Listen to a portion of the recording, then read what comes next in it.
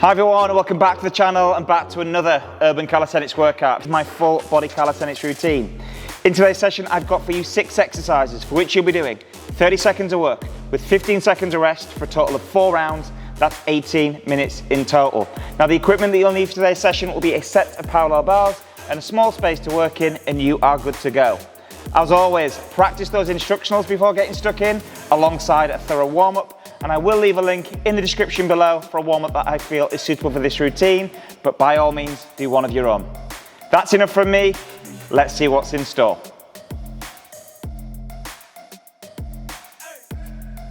So for the P-bar bear squat to push-up combi, you're going to start by setting your bars up a little bit wider than shoulder width.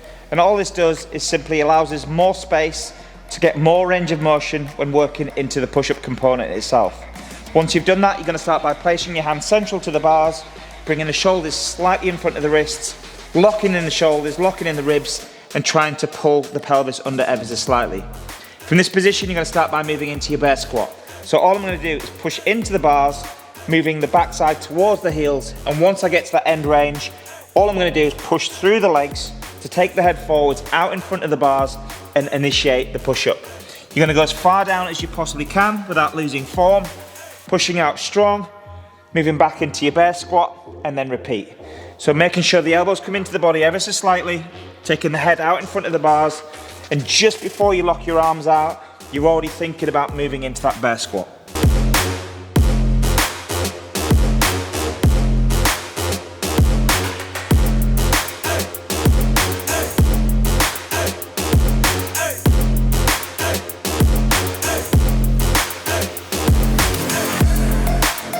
So for the P-bar up and over, you're going to start by moving into a seated L position, making sure your legs are as straight as possible, and the intention will be to place one hand either side of the legs, making sure we get the palms fixed to the floor. If this is too challenging on the flexibility, what you can do is slide the hands back until you can fix your palms down, and failing that, you can just move into a fingertip support. From here, the intention will be to slide the feet in towards the body, bringing the knees to the chest and taking the feet off the floor. And then we're going to extend the legs until the feet clear the bar. You move back into your tuck position, placing your feet back in contact with the floor. So again, slide the knees into the body, feet off the floor, extend the legs, trying to keep the upright position with the torso, back into the tuck, and then back into the L. If you want to make this a little bit more challenging, all you do is you keep your feet off the floor for the entirety of the drill. So you bring your knees in, extend your legs out, back into the tuck, back into the L, avoid contact, and then repeat.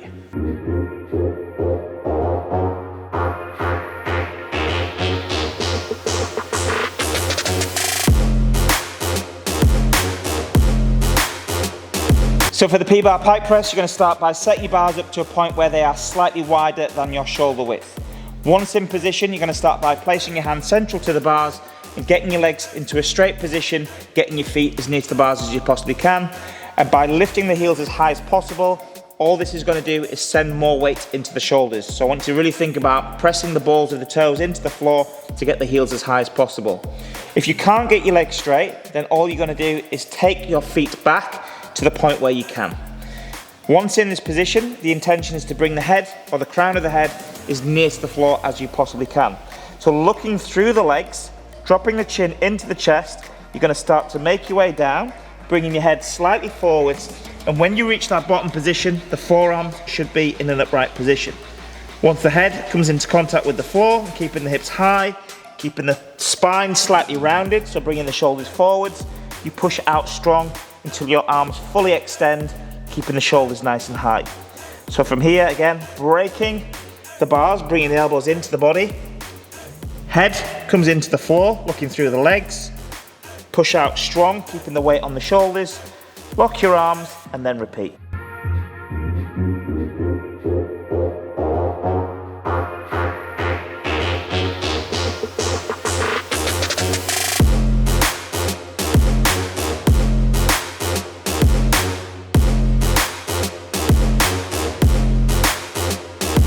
It's really important that when we press out of the pike press, that we do not arch the back. If we're arching the back, it's highlighting a weakness in the shoulders. So therefore what we need to do is take a prop, such as a yoga block, and then we don't travel as far. So you can turn this any way you want. Just for the demonstration purposes, I will turn it that way. The intention is the same. Try and get the feet as near to the bar or the bars as you can. That's going to be my point of contact with the crown of the head. High off the heels, legs straight. So as I'm coming down, I'm going to try to maintain that shape. Do not arch the back. Touch the head on the block. And most importantly, keep the weight on the shoulders as you're pressing out. Do not send it into your legs.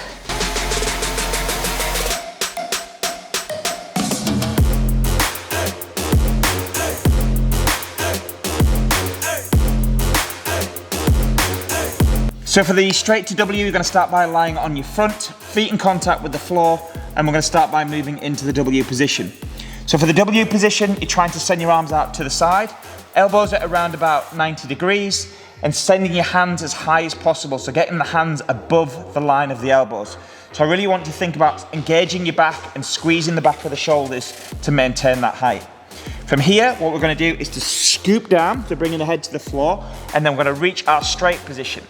Again, with the straight position, you're trying to get the hands as high as possible, crushing the head with the arms and trying to elevate the shoulders as best you possibly can.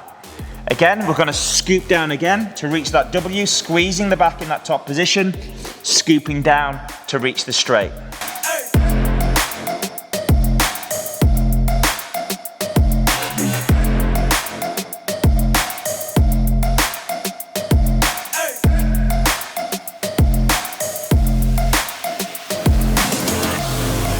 So for the P-bar dip to alternating leg lift, you're going to start by setting your bars up to around about shoulder width, placing the hands central to the bars and trying to get to right angles between the legs and the torso. Ideally, you want to get your hips either level to or even slightly behind the hand position.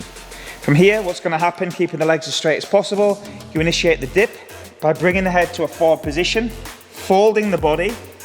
If you can, touch the backside on the floor, and then when you reach that top position, you make sure your arms are straight. Straight off the back of each dip, you're going to do 2 leg raises, one on the left, one on the right. As you bring one leg up high, you make sure that both legs are straight, you land that foot, and then you do the same on the other side. So I'm going to bring this leg as high as possible, but also focusing on the bottom leg as well. So down into the dip, taking the weight forwards, one leg, other leg, and then repeat.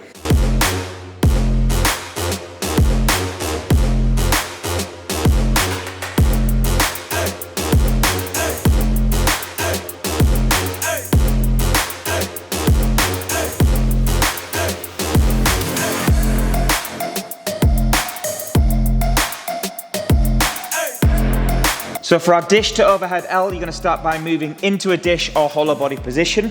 You're going to bring your arms into an overhead, crushing your head with your arms and trying to keep your shoulders off the floor. I'm going to force the ribs down as best I possibly can to ensure there's no gap between the lower back and the floor, and I'm also going to keep the legs as straight as possible. From here, you're going to swing yourself up into the L, and as you do this, you bring the feet to the floor when you land the L position.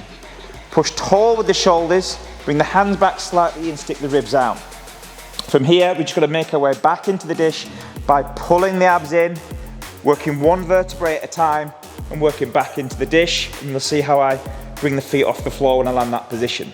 So swinging back up into the L, going tall with the shoulders, bringing the hands just behind the head if you can, and then one vertebrae at a time, roll yourself down and working back into your dish.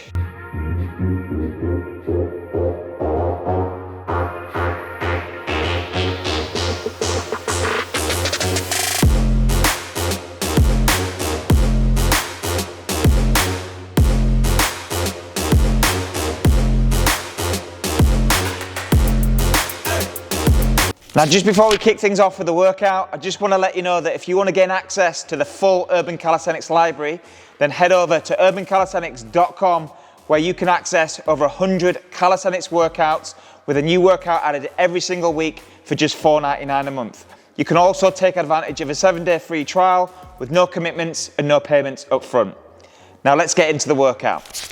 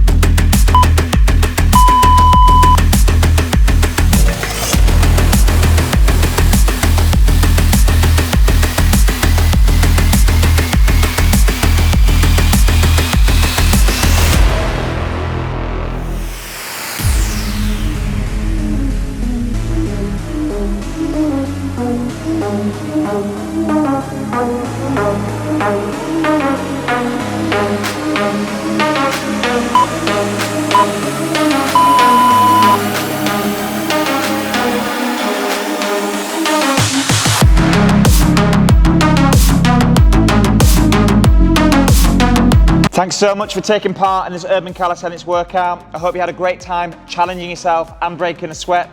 If you did find this workout useful and beneficial, please give me a like and most importantly, subscribe to the channel. If you do want to gain access to the full Urban Calisthenics library, please visit urbancalisthenics.com where you can gain access to over 100 workouts with a new workout added every single week for just $4.99 a month. Keep up the great work, stay motivated, and I'll see you on the next workout.